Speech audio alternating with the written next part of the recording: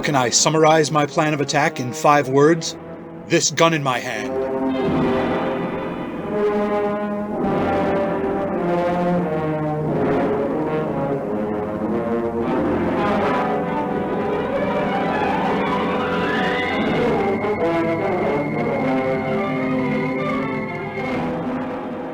Two young revolutionaries on the run from the law have made their base of operations in a condemned tenement building in Heck's Pantry.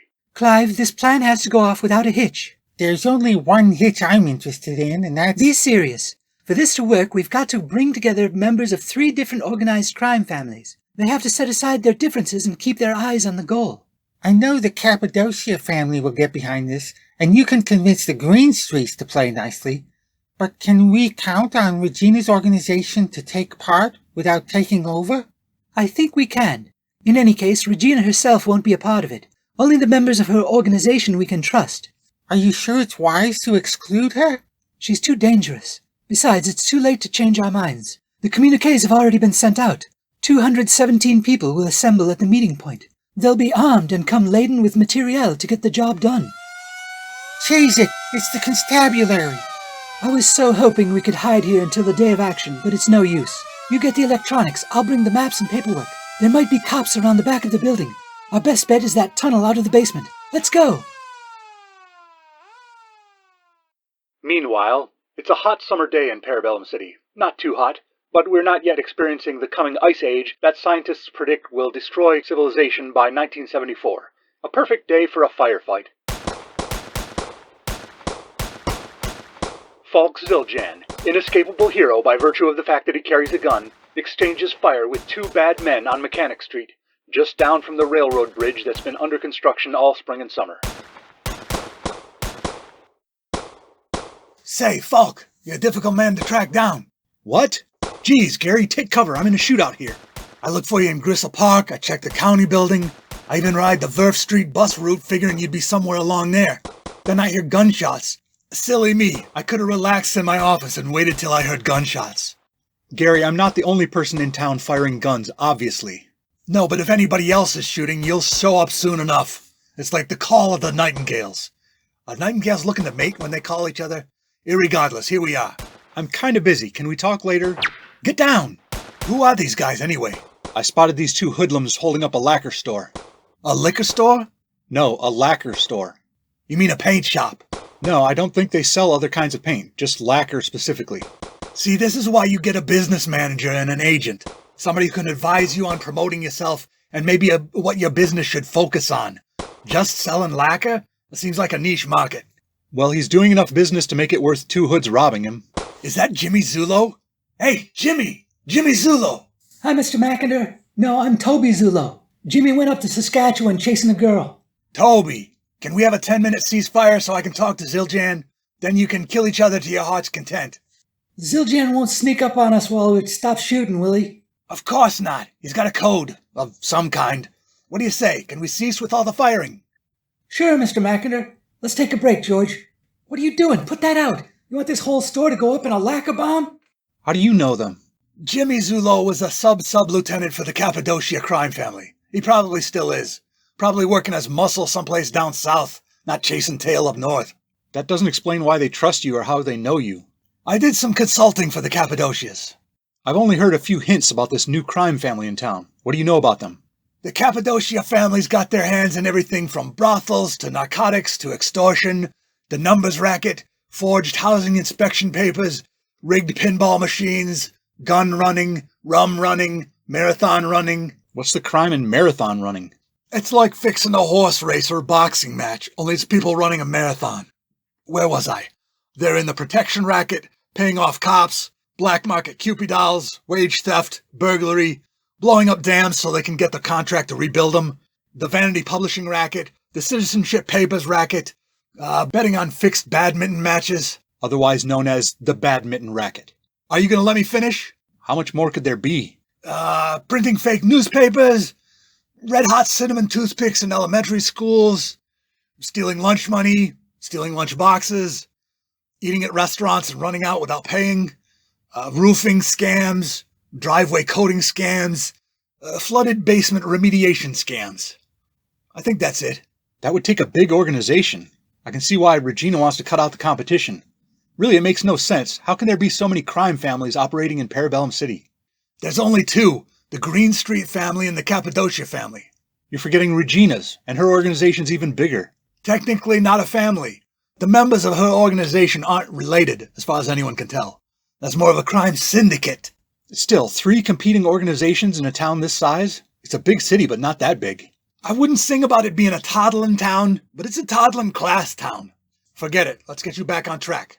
Falk, Bubby, we gotta talk about effective ways to increase listeners. I can't worry about that right now. Besides these hold-up men, I've got the fruit stand bombers on the west-southwest side, a sharp uptake in pinball parlor betting in Hex Pantry, and now some offshoot of the Apple Cider Vinegar Consortium started counterfeiting cereal prizes. Cereal prizes? What's the percentage in that? Kids, send 3 box tops from Multimeal plus 25 cents to this address, and we'll send you, I don't know, some cheap trinket worth 2 cents. These bums are pasting fake labels on the back of Multimeal boxes with their own address down by the docks. I should go down there, see if I can pick up a case wholesale. My niece loves cocoa wheats. They're not affiliated with the real company. It's a scam. Oh, I get it. Do they even send the cheap trinkets to kids? That's the crazy part. They could have stiffed them, but they take time to manufacture little plastic compasses. Then they hand-deliver it to the kids who sent money. The compasses actually work, more or less. I guess they don't want to let kids down. Well, don't that just warm the heart? Just when you lose all hope for humanity. Don't shoot these guys anyplace fatal when you bring them in. Those mugs could be crawling out the back of the lacquer store right now or climbing up to the roof. I'll make it short. Falk, what we need on the show is a wedding. It's a cheap gimmick, but audiences eat it up.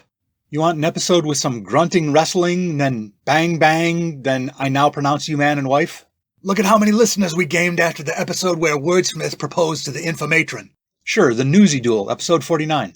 The week after that aired, we had 8 new stations signed up to broadcast the show. It's a technique that's proven effective. But we stumbled across that one by accident. There was no planning involved. Right, this whole thing is just improvised, off the cuff. There's nobody writing a script and rewriting and sweating over the details. There's not much rewriting. We want something that'll be the talk of the town, the wedding of the season. Usually that means the social season, but this would be season 7 of This Gun in My Hand. Are we that far along? It feels like 3 years, but I've only been fighting crime since the start of 1939. Every 13 episodes of This Gun in My Hand is considered a season, regardless of what time of year it corresponds with. Never mind. The build-up to a wedding is what brings people in. With an action-packed show like this one, you got even more options. You could have the bride or groom shot or kidnapped. You could have a criminal fly into the church and try to blow up the happy couple and their family. You could have one of them get cold feet. Or will they, won't they? It's a whole different area of suspense than we're used to. And now it's time to keep you in suspense. We'll return with Act 2 of Plan of Attack, Episode 88 of This Gun in My Hand, after this pleasant diversion. After a difficult work week, it is comforting to spend time with your fellows at a local tavern. Hi guys. Hey. Hello. Hi, Christy. Guess who got the promotion? You're looking at the new deputy ombudsman. Hey, all right. Who would have thought? Here. I got some news of my own. Gladys said yes. She finally agreed to spend the weekend with you at the cabin? No, I proposed and she said yes. Oh, that's great. Congratulations. Way to go. Yeah, put her there. What can I get for you fellas? We have a nice Pinot Grigio. No, I'm in the mood for something weird. Something German. I know just the thing. Liebfraumilk. Cheers to good friends. Tonight we're celebrating. The wine we pour must be superior to the rest of its ilk. So tonight, let it be Liebfraumilk. What do you say, Falk? Wedding of the season. I guess we can work it in somehow. What happy couple do you want surrounded by their friends and loved ones while they get shot at and bombed? The ultimate, of course, would be a wedding between you and that Chippy of yours. What's her name? Regina? She's not my Chippy. She's the queenpin of crime. Wanted in 8 states, 2 territories, and Guatemala. What did she do in Guatemala? Some fruity thing. What was it? Oh, she was smuggling tarantulas out of the country concealed in boxes of bananas. That way, if they were discovered by customs inspectors, she'd say, they just naturally hide among bananas. What can you do about it? Look, with you and Regina, everybody knows it's been coming. Classic screwball comedy setup. 2 people start out at each other's throats. No way they'll ever get together. Then, in spite of the odds, slowly they come around. It's some kind of psychological thing. They're hostile to each other at first because they fear intimacy. You can find some other couple. The animosity between me and Regina is real. And I don't fear intimacy. It just doesn't interest me. Come on, Falk. It's biological. Birds do it. Bees do it. Number one, there are tons of bugs and animals who aren't wired for it. In fact, most bees don't do it. Female worker bees are infertile, and they're 90% of the colony. Only the queen bee has offspring. That's just honeybees. You're not considering... Number two, humans should not take bugs or wolves or lobsters as role models just because their behavior is natural. You ever hear two cats fighting, but it's a boy and girl cat and it didn't start off as fighting? That's how you know tomcats don't understand the concept of withdrawn consent. We don't want humans to get natural like that. All right, I can't talk you into it today. How about, there's a couple from way back who seem to be happy with each other. In that episode where Castro brought your doppelganger from the negative space, Flinch Zipjam and his fiancée Keiko. That's a nice couple, right? Assuming Castro hasn't dismantled the transportal that connects with parallel dimensions. People are so sick of multiverse stories. That would outweigh any bump we got from a wedding. I can think of a more recent couple. On Guard and Barstool. Are they back together? No, she finally heard what his name means. Ugh. I don't know who else is in the market for a wedding. Excuse me, Mr. Mackinder? Toby, give me a minute. We just need to work out a few details before you get back to your firefight. I've been eavesdropping on you guys. I know somebody who's about to get married. Who is it? Anybody we've heard of? I don't know. It's Clive Cappadocia and Benita Greenstreet. They've been on the lam. Say, that's got a Romeo and Juliet angle already built in. Two households alike in indignity.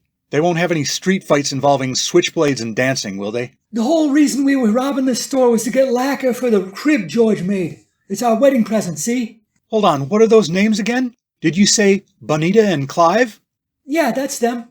Word on the street is they're planning some kind of attack on the city, bringing together all the crime families. Over 200 of them meeting at a central location, bringing weapons and electronic devices, mapping it out. That's 200 people RSVP'd to the wedding invitations.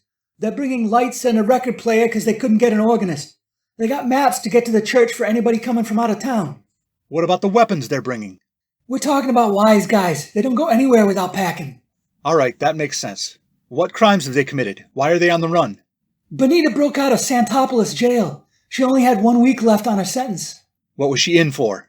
She was trying to raise money so they could have a big wedding with a reception and all that. So she was counterfeiting skee-ball tickets. How do you pay for a wedding with skee-ball tickets? The guy who rents out the reception venue is a degenerate skee-ball gambler. What about since then? Have they been stealing things to fuel their escape? Cars or food or diapers? No, why would they steal diapers? Well, you mentioned the crib for their wedding present. I thought maybe the baby's already here. No, we thought a crib would be nice for when they eventually have a baby. You got your heart in the right place, but that's a horrible idea. What if they can't have kids?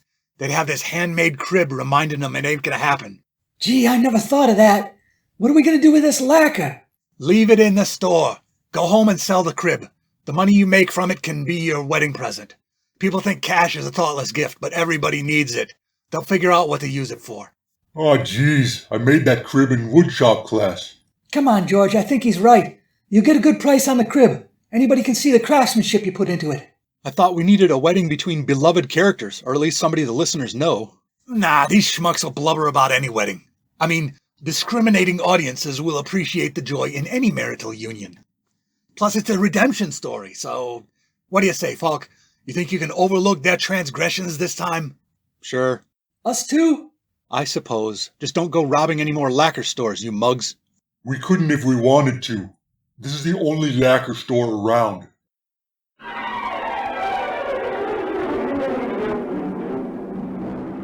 Sometime later, in an undisclosed location. I do. I do as well. By the power vested in me as a business consultant to the Diocese of West Santopolis, and as a captain of a small motorboat, I now pronounce you man and wife. You may want to load up your loot and skedaddle.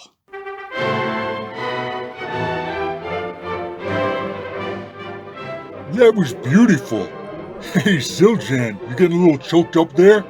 I'm not crying. I was chopping onions. The caterer fell through. Oh no, they were supposed to supply rice to toss on the newlyweds. What do we do now? We can tear up skee-ball tickets and use them as confetti. Darling, you're so good at planning things. You and your guests go. I'll hold them off. But Falk, we can't let you do that. It's no problem. Good guys are constantly having fights and shootouts with people they don't recognize as good guys. That's how you get all the fun comics about would G.I. Jake beat Defenders of the Hearth? And would Matban beat the Emerald Ash Borer? We know you're having a wedding in there. Everyone drop your weapons and come out. We've got you surrounded except for that east door off the kitchen. We heard the caterers fell through. Don't tell them that. Oh, we got the east door covered too. Anyway, I've always wanted to say this. You'll never take me alive, coppers!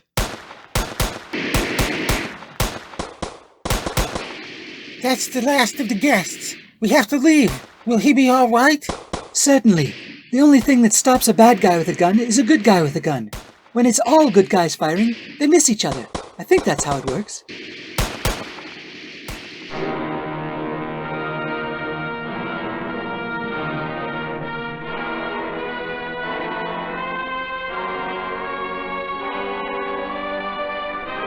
Plan of Attack, episode 88 of This Gun in My Hand, was officiated by Rob Northrop. This episode and all others are available on YouTube with automatically generated closed captions of dialogue. Visit thisguninmyhand.blogspot.com for credits, show notes, archives, information on how to subscribe, and to buy my books, such as Little Heist in the Big Woods and other revisionist atrocities. What can I get for you fellas? This Gun in My Hand.